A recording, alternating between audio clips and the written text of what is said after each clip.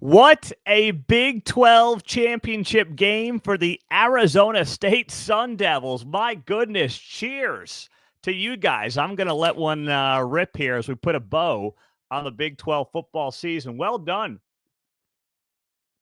Excellent job. And a cheers to Arizona State going from 3-9 last year to 10-2 this year, to becoming Big 12 conference champs their first year in the league after being picked 16th in the preseason media poll. That shows you how much dopes like us really know about the Big 12 and just college football in general. My goodness, what a great story. I'm Pete Mundo. We're Heartland College Sports. We cover the Big 12. We appreciate you guys being here, as always, as a part of the show. If you are new, or if you're back but don't realize you're not subscribed, please subscribe to the channel on YouTube, on Spotify, on Apple, and hit that thumbs up right now on the video, as we have one of our great shows planned for you. The Big 12 championship is in the books, and it's Arizona State smoking Iowa State 45-19. And what more can you say than two words? Cam Skattebo. My gosh. You look at this guy and what he did in this game on Saturday. One of the reasons I picked Arizona State to win the game and to cover the spread was because of him.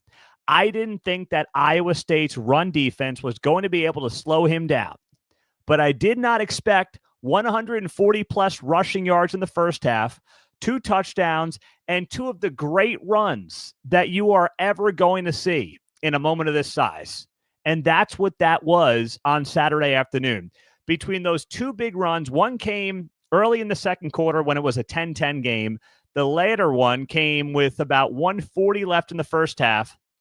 Arizona State's up 17-10. And Skattebo has these 2 monster runs of 40 to 50 yards, and he must have broken a dozen tackles between both runs. That's how impressive this was. If you haven't seen the highlights, and many of you have, but if you haven't, go watch these 2 runs. They are 2 of the best runs you will see in all of college football this season, and it came from the same guy in the same quarter against an Iowa State run defense that was an Achilles heel of this team all season long, but was, frankly, extra disappointing on Saturday, giving up 245 yards on the ground to Cam Skattebo and the Sun Devils rushing attack. They had absolutely no answer. Now, I thought the fast track would benefit Arizona State, but Iowa State was going to have to respond with their wide receiving core, with those big bodies on the outside, Nolan Higgins, and they really didn't do it. They did not get the job done. They didn't have bad games, but they weren't able to keep pace once Skattebo got this running game going. And frankly, Arizona State was the tougher team. They were the more physical team, the more dominant team in basically every facet, and just the better team. Better scheme, better coaching, better everything on Saturday. Kenny Dillingham is 34 years old. He's at his alma mater, and he is going to the college football playoff after a 3-9 season. It is a tremendous story that, even though it's getting more attention across the college football landscape, it still is not getting enough attention. That's how good this guy has been. That's how impressive this season has been for the Sun Devils. But it really felt like this game turned when it was 10-10, and Skattebo had that massive run that set up their second touchdown of the game to make it 17-10. I know it was still a one-score game at that point, but man, in that moment, that massive run, 47 yards, a couple of plays later, Skattebo's in the end zone from 3 yards out. You're like, okay, if they keep doing that, this game is going to be over fast. And then on the next drive, Iowa State missed a field goal. Now, I know what a lot of you are saying. You're looking at that drive, and you're saying pass interference down the right sideline. I think it was intended for Carson Brown down the right sideline. And there was no pass interference called, which would have kept that drive alive. I get it. Was it pass interference? I believe it was. Is there a guarantee Iowa State scores a touchdown? No, because it's not the NFL. It's not a spot foul. So they would have gotten closer. There's no guarantee they would have put the ball in the end zone. But I get it. If you're an Iowa State fan, that pass interference call or lack thereof nags you there because it probably was PI. The ball was more catchable than it appeared when you look at the replay. Some of you saying it's offensive PI. Come on now, it's not. But does anybody watch this game on Saturday and say that, well, we were a PI away from winning the game? We're having this thing be competitive? Because if that's the case, you're kidding yourself. Like in the moment, it seemed like a massive play, right? But then sometimes as the game goes on, you're like, yeah, okay. I mean, yeah, it would have been nice. But let's be honest, that was not going to change the outcome of this game in any meaningful way. It wasn't. And of course, you look at how the game played out from there. Well, you had the touchdown late in the first half for Arizona State. At that point, it's 24-10. That was also set up by the Scadaboo 53-yard scamper to start that drive. And listen, second half, Iowa State starts off with a fumble. Arizona State's defense was hitting harder than Iowa State's defense was. And it wasn't even close. Abu Sama just had that ball poked right out from him. That leads to an Arizona State touchdown. Very next drive, what happens? Tip pass, interception. That leads to another Arizona State touchdown. At that point, it's 38-10. So all in all, and by the way, Xavier had some great touchdown grabs for Arizona State. A game or a part of the game that's going to be overlooked is the Arizona State wide receiving core that a lot of us said, hey, no Jordan Tyson, leading wide receiver by a mile. What does that mean for the passing game? Is Iowa State just going to load up the box and basically say, all right, Sam Levitt, beat us with your arm. We're not going to let Cam Scadaboo beat us. Well, the Iowa State receiving core did a pretty good job. Overall, you look at these guys and you say to yourself, okay, you had a big catch from McLean. Stovall had a couple of big catches as well. Guys stepped up. Guys who have been around the program for a while in some cases stepped up without Jordan Tyson.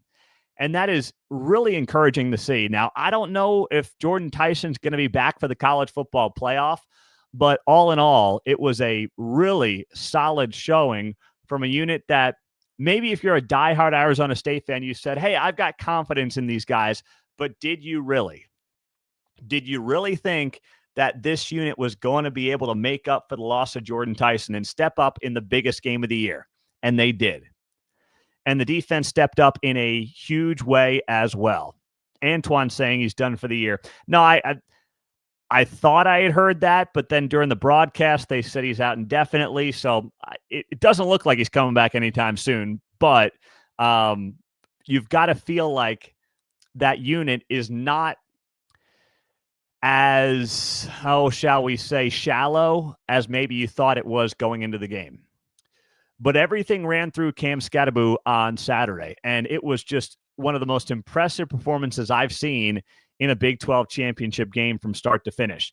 And the defense for Arizona State's going to get overlooked because of Scadaboo and Levitt in the offense, but the defense was really, really good.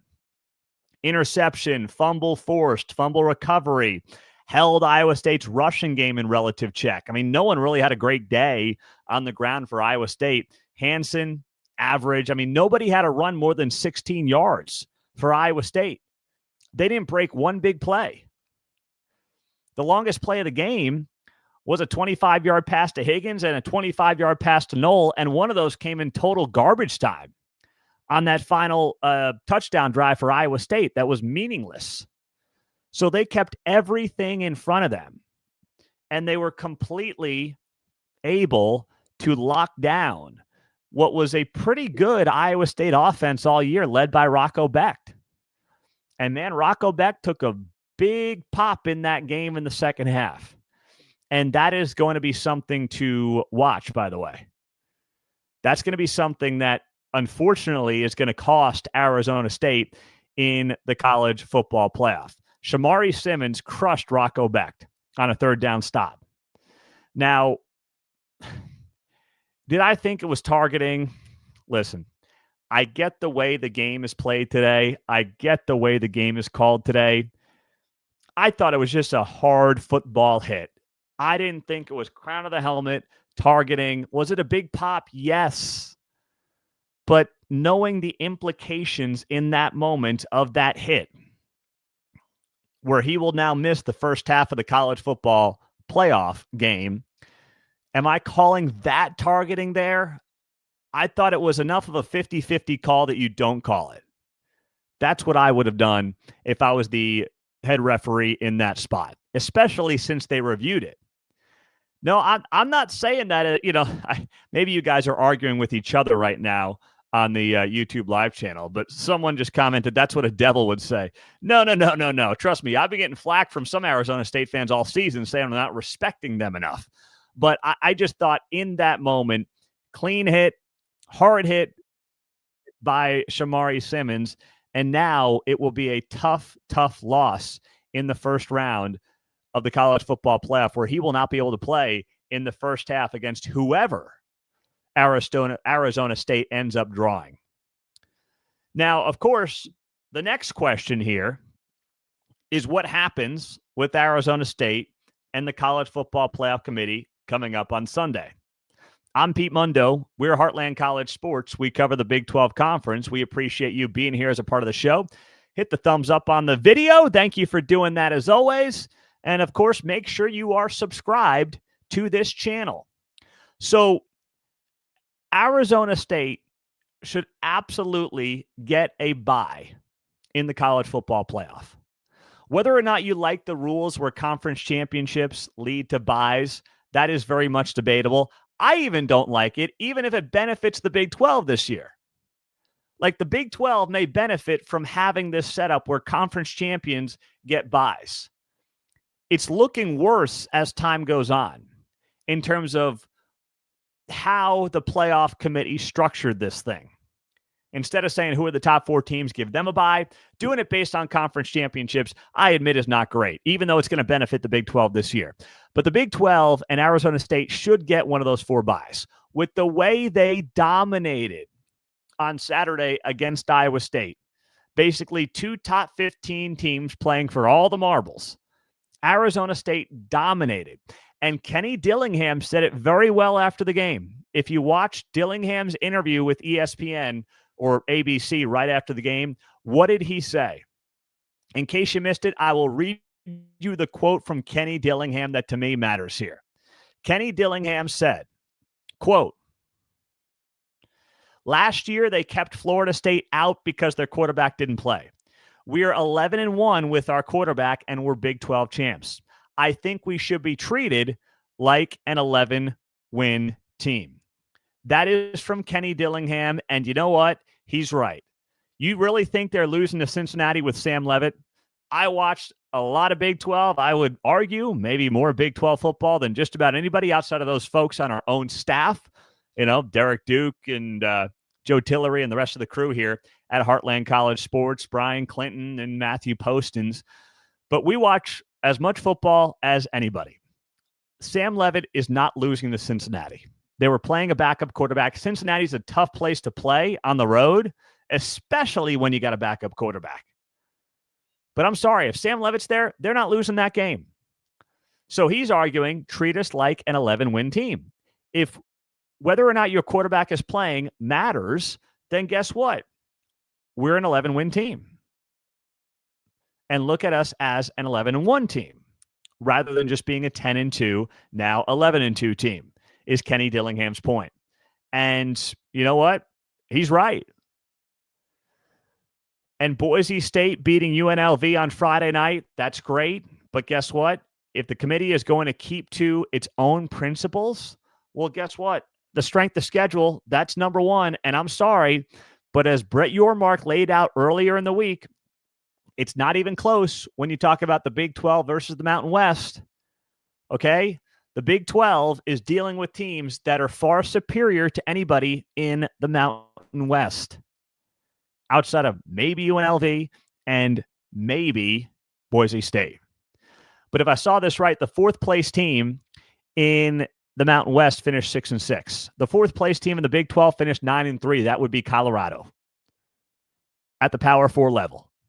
So please spare me the whole, Boise State. There is no reason, unless you're going to just continue to reward people for close losses from months ago, there is absolutely no reason to give Boise State a bye over Arizona State. None whatsoever. Unless the committee is so corrupt that it's going for specific matchups that they want to make sure benefit whatever it is the outcome is they're trying to achieve, which I wouldn't put it past them because the whole committee has become a total sham with absolutely no standards and a moving target every single year. Now, the question should be this. Should Arizona State jump the ACC champion for a first-round bye? There's a case to make there. There is. If SMU beats Clemson tonight, unless it's some kind of a blowout, well, can we not forget that SMU lost at home to BYU, who did not make the Big 12 championship game? Are we suddenly going to forget that? Is that going to be one of those inconvenient facts that we just let slide, that we don't talk about because it might not fit a certain narrative? I hate to look at it like that, but you tell me why that's not a reasonable conversation to have. You tell me why that's not something that we should be looking at and saying, okay, why would SMU be ranked ahead of Arizona State? Huh? Arizona State's strength of schedule is technically better. They will have, unless SMU really hands it to Clemson, a more impressive win in the conference championship game. I mean, what's the case to make? Please make it for me. Committee's supposed to worry about things like that, right? Head-to-head, common opponents. What about things like strength of schedule that they claim is top of their list? Arizona State has a win over BYU. BYU beat SMU. Those are the kind of data points that the committee claims on its own website. Go to the website for the College Football Playoff Committee. Look at their protocol. I'm going to read it to you here real quick so you have it. Strength of schedule, number 1. Head-to-head competition, number 2. That's irrelevant. Comparative outcomes of common opponents without incenting margin of victory. Common opponents, SMU and Arizona State has that in BYU. Arizona State won. SMU lost. What other possible factor is there? The last thing that the committee says it uses, other relevant factors, unavailability of key players and coaches that may have affected the team's performance during the season. Well, there you go. Sam Leavitt. If you take Sam Leavitt or you put him in that Cincinnati game, then are they a one-loss team? And what does that mean when you compare SMU to Arizona State based on all the other factors that I just listed? Arizona State should get the bye or get the number 3 seed over SMU if SMU wins. And they should get it over Clemson if Clemson wins. I don't know if this conversation is going to be had Saturday night into Sunday morning for the College Football Playoff Committee selection show because they have such a hard-on for just trying to get as many SEC teams in as they can. All the focus is going to be on Alabama. Everyone's going to talk about why Alabama should be in or why they shouldn't be in. But from a Big 12 perspective, this is the conversation right here. What we are talking about right here with you is the conversation that matters if the playoff committee is keeping true to its word, if it's actually doing things and talking about things and analyzing teams based on what matters, what they claim matters. I don't know if they're going to do it or not. I don't. I hope they will. I genuinely hope they will do the right thing. But I have lost so much respect and confidence. Really, I never had any. As someone who's been following this thing since year one, and Baylor and TCU both got hosed in year one, I've really never had any respect or any kind of expectation for what the committee is going to do. So if you're new to the show, if you're maybe a former Pac-12 school and fan and you're new to us here in the Big 12, just know for the 10 years I've been doing this show, I've been killing this committee because of its inconsistencies, the way they make up the rules as they go along each and every year. There is turnover on the playoff committee selection board. There's new chairman every couple of years. And every couple of years, frankly, every year, the standards change for what matters, despite the fact that the website that they put you to and put you on for their protocol has really not changed. So we'll have to see how this all plays out. But it is going to be a very interesting next 24 hours or so. I'm Pete Mundo on HeartlandCollegeSports.com. Thank you guys for being here, as always, as a part of the show. Make sure that you are subscribed. Let's get to some of your comments here. Big Lyman 34 says, I truly believe ESPN set up the Big 12 championship game to be at 11 a.m. to minimize the committee from watching the game so they can continue to push the SEC narrative. Disagree there. Listen, I will never give SEC, ESPN the benefit of the doubt. But we now know the 11 a.m. slot is actually a highly coveted slot. Fox made it a big deal. And Fox started beating ESPN in some of the 11 a.m. kickoff times by putting really good games at 11 a.m. I don't mind it. I would actually rather be at 11 a.m. than have that 7, 8 o'clock game that the ACC has. I think there's value in being the first game, standalone game, and just owning that time slot. Now, there was another, I don't know what it was. Miami, Ohio was playing, something like that. But I don't think that is. Now, we know why the SEC is where it is, right? But I don't think this is the case in terms of the Big 12 being at 11 a.m. Central Time to somehow screw the Big 12, because this is how these games were stacked when the SEC was on CBS for the last bunch of years. And since the Big 12 championship game came back in 2017, it's been in this 11 a.m. time slot. Here's what I wonder, though, and this was put out to me from some of you guys who were at the game. I guess the crowd wasn't very good. And I'm not blaming anybody for that. I mean, it's a massive stadium. Arizona State and Iowa State fans aren't exactly around the corner. But I just wonder how much of the conference championship games in general are going to lose their appeal. And I wrote about this at HeartlandCollegeSports.com over the weekend and actually Friday night. And all the conference championship games had pretty low get-in prices. The ACC championship game, they are closing off the entire upper deck. They're going to tarp the entire upper deck. SEC get-in price was like $80. That was the highest. Big 12 was like 15. I guess I wonder if people are tapped out and those that aren't might save their money for a college football playoff game. You're taking a chance, but like if you're an Arizona State fan, right? And you're probably going to get a bye now. But if you weren't going to get a bye and you wanted to see your team in the first round, well, you'd have to travel to some road game. And then if you win that game, you got another game. Now you're getting a bye, but no matter what, you're going to go on the road to watch your team play because only the first round games are at home. If you get a bye, that's a quarterfinal game, and that's going to be who knows where, Rose Bowl, Sugar Bowl. It's going to be somewhere you got to travel to. So you might say, listen, I've only got so much disposable income here. I'm not going to go to the Big 12 championship game. I'm going to hope they win, and then I'm going to go to hopefully a college football playoff game.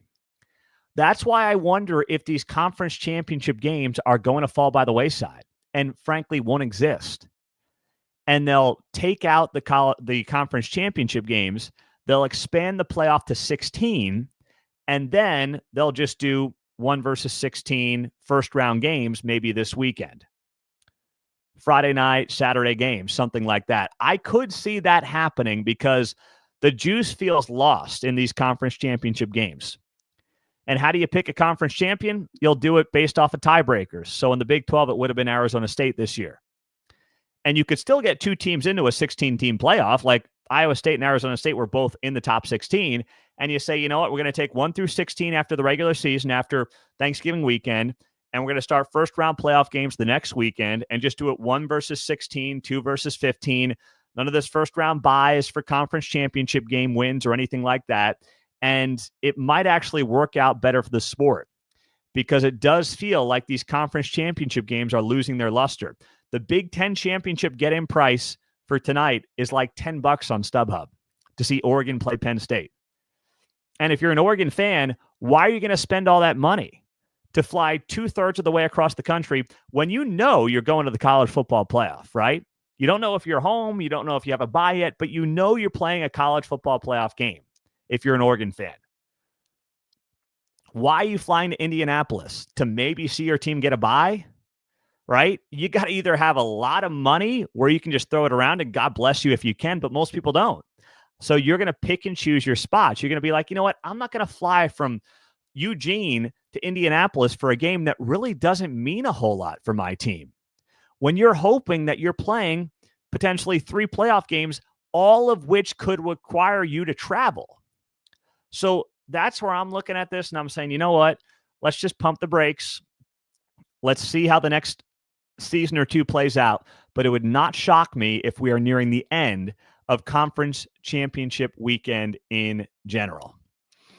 All right, you guys have a great rest of the day. I'm going to be back on Sunday breaking down the college football playoff. Make sure you are subscribed to the channel.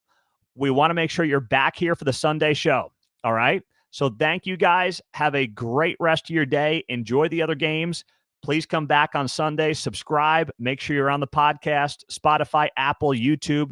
Hit that thumbs up below the video, and we'll talk to you guys soon. Also, hop on over to the Heartland College Sports Forums. They are free. We don't ask anything from you. Just do those little things we want you to do. All right? Thank you, guys. Have a great day. I'm Pete Mundo, Heartland College Sports. Go Big 12. We'll talk to you soon.